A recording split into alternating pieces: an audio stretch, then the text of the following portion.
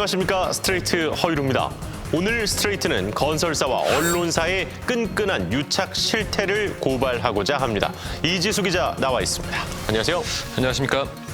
건설사는 일단 신문 또 방송의 가장 큰 광고주 중 하나죠. 네, 무시 못할 광고주죠.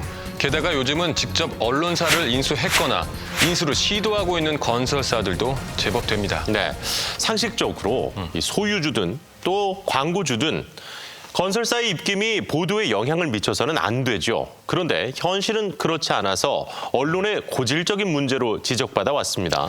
네, 오늘 취재한 내용도 바로 지역의 유력 언론사와 건설사 간에 벌어진 뒷거래 의혹입니다. 먼저 부산에서 추진되고 있는 대규모 개발 사업 현장과 이를 둘러싼 언론 보도를 보시겠습니다. 부산광역시 기장군 일광면의 한적한 바닷가 마을. 특산품인 미역과 다시마 양식으로 생계를 꾸려가는 어촌입니다. 이 마을 해안에는 축구장 30개 넓이 총 20만 제곱미터에 달하는 빈 땅이 있습니다. 해안가인데다 일광해수욕장과도 이어져 탁 트인 바다가 한눈에 들어오고 동해선 일광역까지는 걸어서 10분 거리입니다. 부산에서 얼마 남지 않은 대규모 개발이 가능한 금싸라기 땅입니다. 울산까지 전철이 개통이 될 거거든요. 그런 이제 교통망도 있고, 그 다음에 기자님 보시다시피 여기는 완전 그 뷰 자체가 막히는 것 없이 다 보이고. 원래는 유리를 만드는 공장 부지였습니다. 지난 2013년 공장이 이사를 가면서 매물로 나왔는데 인수자가 선뜻 나타나지 않았습니다. 대부분 일반 공업지역이라 개발하려면 복잡한 용도 변경과 인허가 과정이 필요했기 때문입니다. 그런데 2017년 부산 지역 아파트 건설업체 동일스위트가 현금 1,430억 원을 주고 이 땅을 사들였습니다. 그리고 37층짜리 아파트 15개 동이 들어서는 대규모 랜드마크를 짓겠다는 계획을 자신만만하게 공개했습니다. 가지고 한국유리가 2013년도에 이제 철수를 하면서 군산공장으로 다 넘어가 철수를 하면서 2017년도에 이제 그 동일에서 아마 자기들의 목적대로 해가지고 아마 그 아파트를 짓기 위해서 아마 이 땅을 구입을 한 것 같습니다. 공업지역에서 주거지역으로의 용도 변경은 어떻게 해결하겠다는 걸까? 동일스위트가 꺼낸 카드는 도시계획 변경 사전 협상제였습니다. 부지 용도를 바꿔주는 대신 건설사는 도시계획에 부합하는 건물을 짓도록 하고 공공기여금도 내도록 계획 단계부터 관청과 협의하는 제도입니다.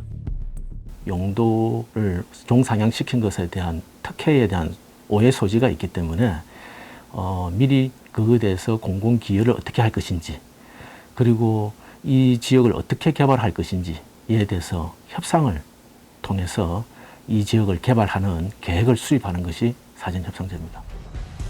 그러나 계획이 공개되자 당장 지역 주민들의 반발이 터져 나왔습니다. 마을 주변으로 고층 건물들이 병풍처럼 들어서면 일조권과 조망권 침해에 그치는 게 아니라 바람과 파도의 변화가 생겨 주민 안전까지 위협받을 수 있다는 겁니다. 고층 건물이 줄줄이 들어선 해운대 지역에서 이미 벌어지고 있는 일입니다. 이 빌딩에 풍이 생기고 이러면은 태풍이 1년에 한 2개 내지 3개 온다 아닙니까?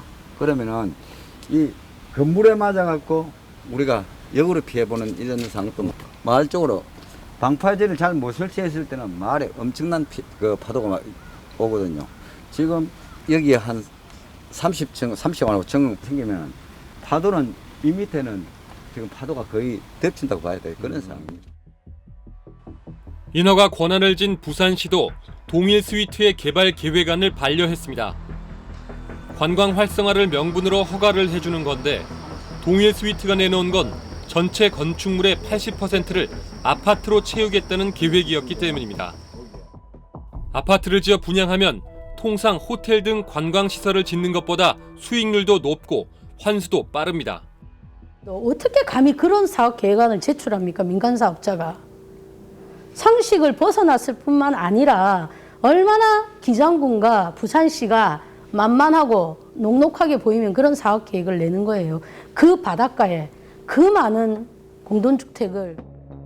세 차례 반력 끝에 지금은 주거 비율을 50% 수준으로 낮추는 방안이 논의되고 있습니다. 33층 아파트 12개 동을 짓고 나머지는 40층 수준의 생활형 숙박시설 2개 동을 비롯한 해양 관광시설로 채우겠다는 수정안입니다.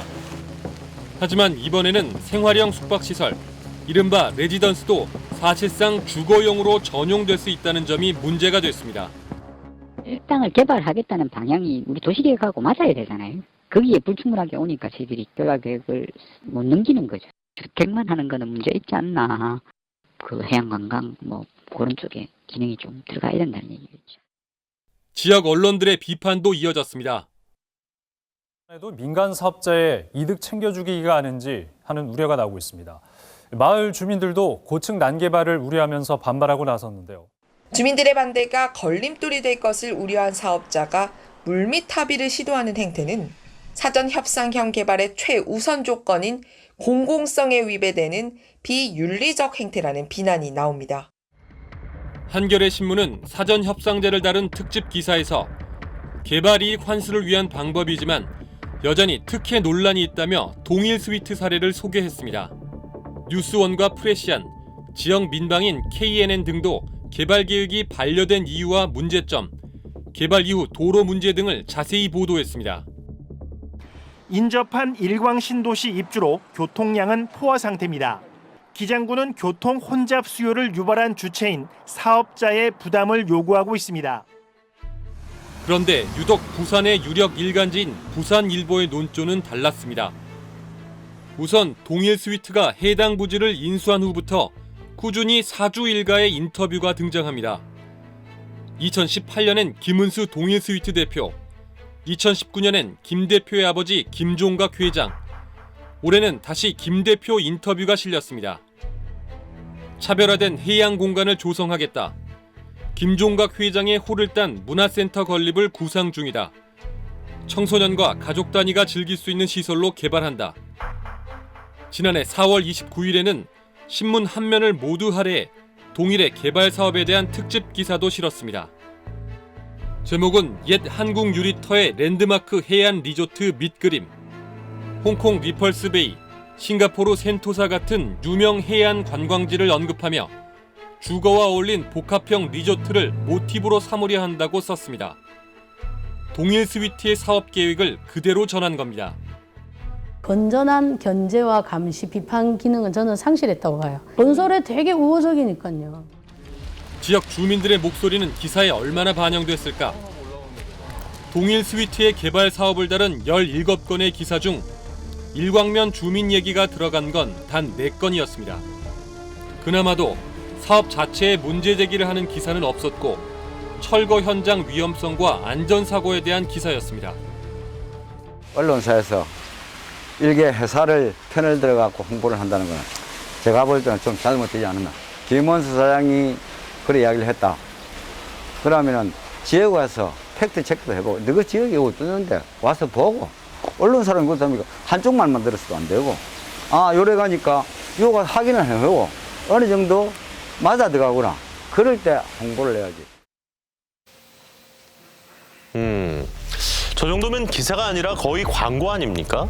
이 특혜 시비에 난개발까지 우려가 되고 있는 상황인데 유독 부산일보만이 건설사를 편드는 보도를 했다는 거잖아요. 네, 건설사야 이익 많이 내려고 하는 게 당연한 거고요. 네. 언론도 지역 경제 활성화 같은 전망도 보도할 수 있죠. 그런데 동시에 개발 사업에 문제가 없는지 따져봐야 하는 것도 언론의 책무인데 저렇게 건설사에 기운 건 납득이 어렵죠. 아니 부산일보라면 창간한 지 75년이나 된 유력 지역 신문이잖아요. 맞습니다. 예. 아니 그러면 이렇게 공정성 시비가 일게 뻔히 보이는데도 이렇게까지 한 데는 뭐 이유가 있을 거 아닙니까? 저희도 그게 궁금해 취재를 이어갔는데요. 그 과정에서 부산일보 사장과 동일 스위트 대표의 유착이 의심되는 단서를 포착했습니다. 그러니까 뭐 광고라든지 협찬 같은 회사 간의 관계가 아니라 개인 간에 무언가가 있었다는 겁니까? 네, 두 회사 대표들의 사적인 거래가 있었습니다. 지금부터 보시겠습니다. 지난해 12월 동일 스위트는 한 증권사가 만든 신기술 사업 투자 조합에 참여했습니다. 신기술 사업 투자조합은 유망 중소기업에 투자하는 일종의 벤처 캐피탈. 투자한 회사가 상장에 성공하면 이른바 대박이 나고 상장이 안 돼도 시중은행 금리 이상의 이자를 받을 수 있는 구조입니다. 최초 결성 시에는 2024년을 목표로 하고 있었고요. 세계적인 이슈가 좀 있어서 조금 늦어지게 되면 2025년 정도 예상을 하고 있습니다. 근데 안 되면 5년 후에 뭐 소정의 그냥 이자 수준에서 그냥 뭐 돌려받는 거고요. 은행 금리보다는 아무래도 높죠. 그리고 상환이 안 될 가능성도 당연히 있잖아요. 동일 스위트가 투자한 신기술 사업 투자조합은 500억 원대 규모로 국내 유명 제약회사의 비상장 계열사에 주로 투자를 했습니다. 스트레이트는 이 투자조합의 출자자 현황을 입수했습니다. 동일 스위트 법인이 70억 원을, 동일 스위트 김은수 대표는 개인 명의로 5억 원을 투자한 걸로 나와 있습니다. 그런데 동일이라는 명칭이 또 발견됩니다. 11억 원을 투자한 동일 투자조합. 작년 초기 투자 때에는 없었는데 올해 3월 등장했습니다. 신기술 사업 투자조합에 참여하는데 누군가 법인이나 개인 명의가 아닌 또 다른 조합을 만들어 투자에 나선 겁니다. 원래 김은수 대표는 투자 초기에 16억 원어치의 지분을 사들였습니다. 그런데 이 가운데 11억 원치를 동일 투자조합에 팔았습니다.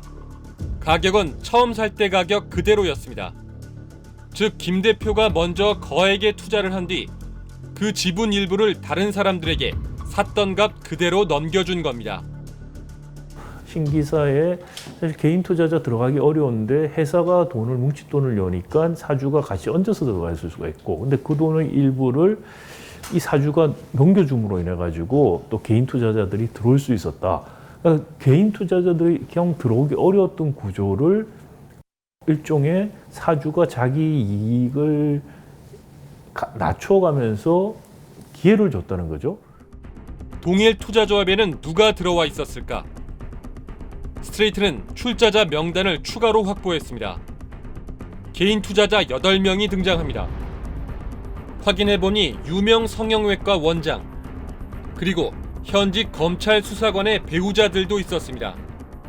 저희 집사람이 했는데 저하고는 관계없는 일이고, 저는 이제 그 공직자라 부적절한 것 같아서 제가 빠지고 저희 집사람이 저희 집사람 사업하니까 검토하고 한 거고요. 그런데 눈에 띄는 이메일 주소 2건이 발견됩니다. 부산닷컴, 부산일보 임직원들이 사용하는 이메일 계정입니다. 메일 주인의 이름은 김진수와 강윤경. 바로 현재 부산일보 사장, 그리고 미래전략사업단장이었습니다. 부산일보의 핵심 임직원 2명이 각각 1억 원씩을 내고 동일 스위트 김은수 대표로부터 지분을 넘겨받은 겁니다. 투자조합이 만들어지기 전까지는 본인이 선납한 거지 않습니까? 이 대금을, 투자금을. 그러니까 선납을 할 정도로 이분들에게 기회를 준다고 한다면, 그러니까 돈 벌 수 있는 기회도 주고 자기가 돈도 먼저 선납을 해주고 했을 때면 거의 혈족처럼 친한 관계가 아니면 그런 제공을 해줄 이유가 없죠. 그렇다면 건설사 대표가 언론사 임원에게 유망 투자처의 지분을, 그것도 원가에 넘긴 이유는 뭘까? 동일 스위트 김은수 대표는 단순히 친한 지인이라 투자를 권유한 거라고 말합니다. 근데 제가 지인들한테 좀 경유를 여러 군데 했는데 그 중에서 뭐 하겠다는 분들과 안 하겠다는 분도 있었고, 특별한 것도 없고 그냥 제가 그냥 그거 할 때 우연히 밥 먹다가 얘기 나오면 뭐 얘기할 때도 있고요. 다른 일로 만났다가 얘기하다가 할 때도 있고요. 다 주로 그런 식이죠. 그래서 뭐 그냥 아는 지인들한테 하는 거지 뭐 누구 특별하게 대상이 뭐 어떻고 그런 건 전혀 없는데. 언론사 임원이라 혜택을 준 건 아니란 얘기. 또 여러 명이 동시에 투자하는 건 절차가 복잡해 일단 자기가 돈을 내고 나중에 양도하는 방식을 썼다고 말합니다. 편의상 숫자가 너무 많으면 뭐 변경할 때마다 너무 많은 사람들한테 다 나름을 받아야 되니까 그거를 이제 하나로 했으면 좋겠다 해서, 그래서 이제 일단 제가 먼저 내고 조합 마감이니까 내고 설립되는 대로 바로 넘겨가기로 하고, 그래서 설립돼서 바로 넘겨갔죠. 김진수 부산일보 사장과 강윤경 단장도 부산일보와는 관련이 없는 개인적인 거래라고 주장했습니다. 동일이나 회사 이런 거하고는 아무 상관이 없거든요. 지금 부산일보 사장도 마찬가지고 저도 마찬가지고 이게 앞으로 전망이 생각보다는 그렇게 안 좋을 수도 있다고 해서 투자를 안 한 사람도 있고 그러니까 개인의 투자의 판단의 부분이잖아요. 제가 편집국장도 해보고 언론 독립이나 이런 부분에 대한 것들을 제가 모르는 사람도 아니고 김은수 대표를 통해서 우리 강국장 통해서 이런 게 있다라고 해서 잘 알아봐라. 그런 거는 그 개인적인 문제로 가야 된다. 그래서 개인 구자를 통해서 보내달라 해서 저는 그 강국장한테 통해서 저 계좌로 보낸 거 말고는 잘 모릅니다. 제가 언론사 여기 부산일보 대표로 있으면서 그런 그 특혜나 그런 걸 받아서 이게 여기 살 수 있겠습니까? 하지만 앞서 봤듯 동일 스위트는 대규모 아파트 개발 사업 인허가를 받아야 하는 상황.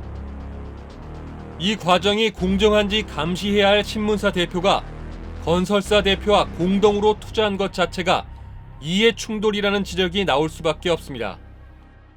부정청탁금지법에서 금지하는 금품 등에도 무형의 이익을 규정하는 규정이 있거든요. 그 조합의 출자 지분을 양도하는 것이 향후 실현될 이익을, 무형의 이익을 증여하는 것으로서 부정청탁법에서 금지하는 수수를 금지하는 금품 등에 해당할 여지는 있다고 생각이 듭니다. 건설사 사주를 통해 거액의 수익을 얻을 수 있는 기회를 제공받은 데다 이해관계가 일치하는 투자 공동체까지 된 셈이기 때문입니다. 이걸 누가 봐도 이거는 어떤 식으로든지 뭐 뇌물 아니면 그 인허가 과정에서의 어떤 좀 역할을 해달라는 그런 합리적인 의심이 드는 부분이 아니겠습니까? 네. 자, 이분들의 말을 종합해 보면 내 돈을 들여서 좋은 투자 기회를 잡아놓고 이걸 내 지인들에게 그대로 넘겨주었다. 신문사 임원이어서가 아니라 그냥 지인이기 때문에 그런 거다. 특혜는 아니다. 이런 건데. 쉽게 납득이 안 되는데요. 네, 그리고 공교롭게도 그 신문사는 건설사가 추진하고 있는 개발 사업에 대해서 우호적인 논조를 보인 거죠. 그렇다고 해서 이들의 관계라든지 또 이 거래가 부산일보의 보도에 영향을 미쳤다. 이렇게 단정적으로 얘기할 수는 없는 거 아니겠습니까? 네, 맞습니다. 그런데 취재를 해보니까 이들이 단순한 사적 친분 관계를 넘어 서로 공적으로도 얽혀 있다는 걸 확인할 수 있었습니다. 공적인 관계요? 뭐 언론사와 광고주, 언론사와 취재원 이런 거 말고 다른 게 더 있다는 겁니까? 네, 동일 스위트 대표는 부산일보 논조에 직접적으로 영향을 미칠 수 있는 자리도 차지하고 있었는데요. 그들만의 공생 네트워크를 추적했습니다.